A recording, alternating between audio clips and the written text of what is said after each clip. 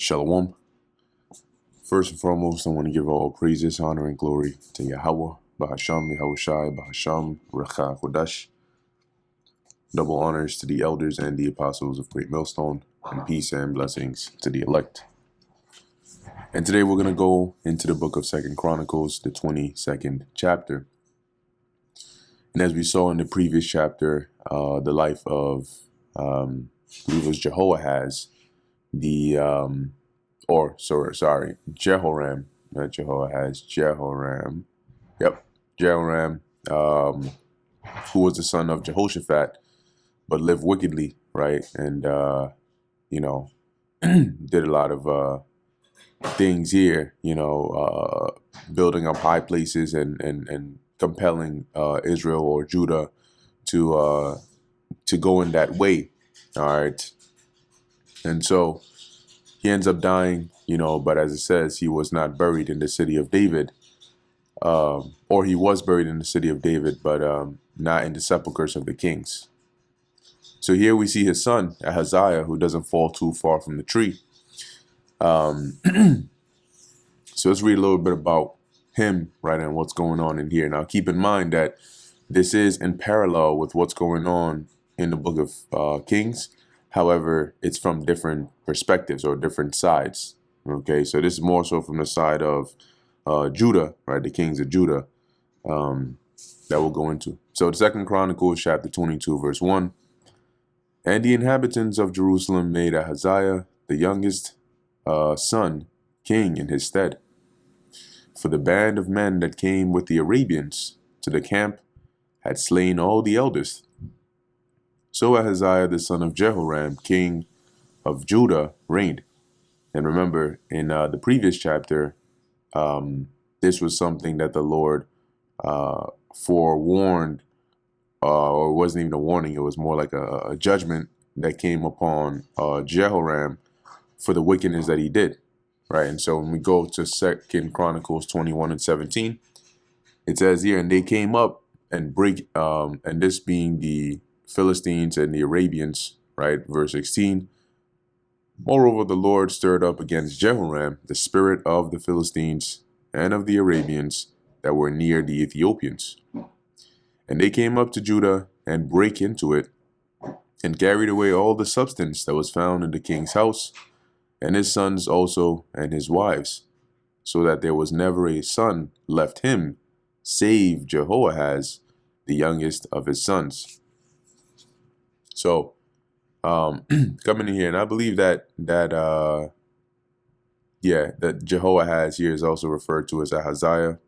Let's take a look in here. Yep, there we go, Ahaziah. Because in context, it's speaking about the same person. All right, so here they have here Ahaziah, ruler of Judah, son of Jehoram. Yep, the youngest son of Jehoram. And we also did see this quite a few times in the book of Kings, the naming, right, of the various kings here.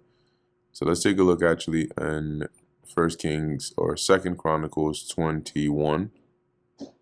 And 17. All right. Let's take a look here. Jehoahaz. Yep. So it says here, Jehoahaz, a king of Judah and son of Jehoram, Ahaziah. So it's referring here to the same individual. So coming back to 2 Chronicles 22, that's what it's talking about when it says that he was the youngest, because the band, right, the Ethiopians and the Philistines, the Arabians, they basically slew his brothers and all that. Verse 2, 42 years old was Ahaziah when he began to reign, and he reigned 1 year in Jerusalem. His mother's name also was Athaliah, the daughter of Omri. He also walked in the ways of the house of Ahab, for his mother was his counselor to do wickedly.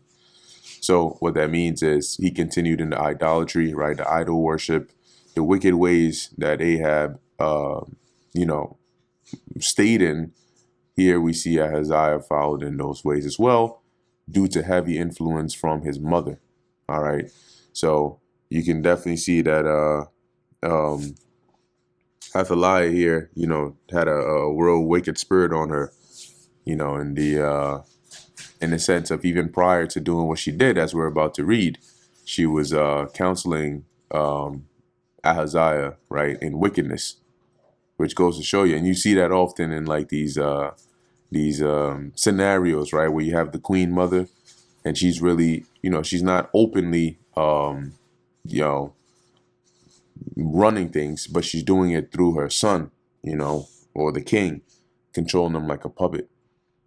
Anyway, it says here, wherefore he did evil in the sight of the Lord Yahweh, like the house of Ahab, for they were his counselors after the death of his father to his destruction. All right. So, as you can see there, as we're about to read, the advice that he was given wasn't really good. It didn't end him up in a good position. Verse 5. He walked also after their counsel and went with Jehoram, the son of Ahab, king of Israel, to war against Hazael, king of Syria, at Ramoth Gilead, and the Syrians smote Joram. Okay, so we see here that similar to his fathers, right? They kept this league or this affinity or this alliance with the wicked kings of the northern kingdom. Here, Ahaziah was just like one of them anyway. So he helps Jehoram, against the Syrians, but they ended up losing. Okay, and Jehoram ended up getting hurt from that war or that battle. Verse 6, and he returned to be healed in Jezreel because of the wounds which were given him at Ramah, when he fought with Hazael, king of Syria. And Azariah, the son of Jehoram, king of Judah, went down to see Jehoram, the son of Ahab, at Jezreel, because he was sick. So, and sick meaning he was injured.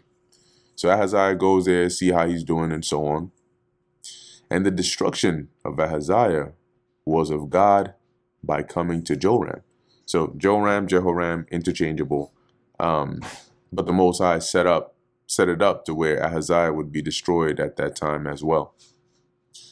For when he was come, he went out with Jehoram against Jehu, the son of Nimshi, whom the Lord Yahweh had anointed to cut off the house of Ahab. So remember, when we read in the book of Kings, prior to this verse 7 here taking place, there was that prophet that I believe it was Elisha sent of the sons of the prophets. He sent him and said, take this cruse of oil and go to the company, right, of the captains of the host of the northern kingdom. And when you get there, look out Jehu, the son of Nimshi. And so when the prophet got there, right, he said, I'm looking for the captain. A lot of captains were there. They said, who? Which one are you looking for? And he specified Jehu and was able to get Jehu by himself. And then at that point, he anointed Jehu, right? He said all the things. The Lord says, you're going to do this. You're going to be the next king. You're going to cut off the house of Ahab. And then he poured the oil on his head and then booked it, like ran out of there. And so, Jehu comes down and the rest of the captains are like, yo, what's going on? Like, what did he say? Jehu tries to play it off, saying, oh, these prophets, you know how these guys are. They just come in and say things and stuff. And they were like, nah, tell us the full truth. And so he tells them, well, he says, I'm going to do this, that, and the third. So they at that point, they already start looking at him and hailing him as a king. And so from there, he makes his way to Jezreel, right, where Jehoram was, and at this point, Ahaziah was. So this is why it says they went out against Jehu, the son of Nimshi, because he basically came there, right, and then confronted them there, and then actually took them out. So being that Ahaziah was there, and they realized, right, then they yelled, when you read in the book of Kings, it's worded, I think it was Ahaziah or Joram, one of them yelled, treason, treason, when they realized Jehu wasn't there to just, give them an update, but rather to update them, if you get what I mean. So verse 8, it says, and it came to pass that when Jehu was executing judgment upon the house of Ahab, and we read that he ended up having Joram slain, his children slain, and even Jezebel, right? They threw her ass off from that top that top floor and had a splat on the floor. And anyway, that wicked demon. So in the process of this, as it says here, he found the princes of Judah and the sons of the brethren of Ahaziah that ministered to Ahaziah. He slew them. Okay, so Ahaziah was slain, and those that were there, right, the sons of the brethren of Ahaziah, they were also cooked as well. So that's why I said that this judgment was of the Most High, because Ahaziah was already doing wickedness, and as the Lord had warned his fathers that they had no business making an alliance with the wicked kings of the northern kingdom. Verse 9, and he sought Ahaziah and caught him, right? Well, this is the account of the slaying of Ahaziah. And they caught him, for he was hid in Samaria, and brought him to Jehu. And when they had slain him, they buried him, because they said, he is the son of Jehoshaphat, who sought the Lord Yahweh with all his heart. So the house of Ahaziah had no power to keep still the kingdom. So after slaying him, they still gave him honor, like they buried him. They didn't just leave his body out there for his grandfather Jehoshaphat's sake. So as you see, when it says the son here, it means like he is a descendant, right? So he would be son of a grandson of Jehoshaphat. Verse 10. But when Athaliah, the mother of Ahaziah, saw that her son was dead. So seeing in verse 9, after Ahaziah, the king, was slain, the kingdom was unstable. The kingdom of Judah was unstable now, without a ruler. So Athaliah, the mother of Ahaziah, who was whispering the wicked counsels into his ears, when she found out that Ahaziah was dead, she arose and destroyed all the seed royal of the house of Judah. Now, what's interesting here, right, is when we go to the book of 2 Chronicles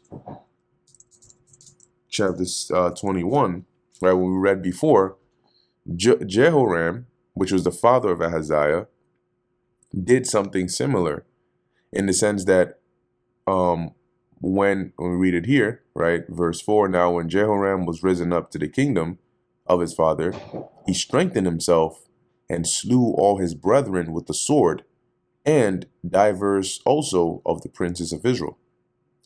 Now, keeping in mind that this Jehoram, his wife would have had to have been, or at least one of his wives, or some woman that, you know, that had to be dealt with at some point, would have to have been Athaliah, considering that she is the mother of Ahaziah here, which was the youngest son of Jehoram, right?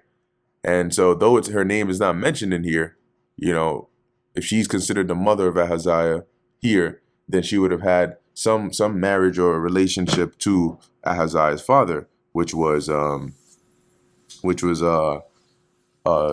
Joram, right? Joram or Jehoram, you know, you get it.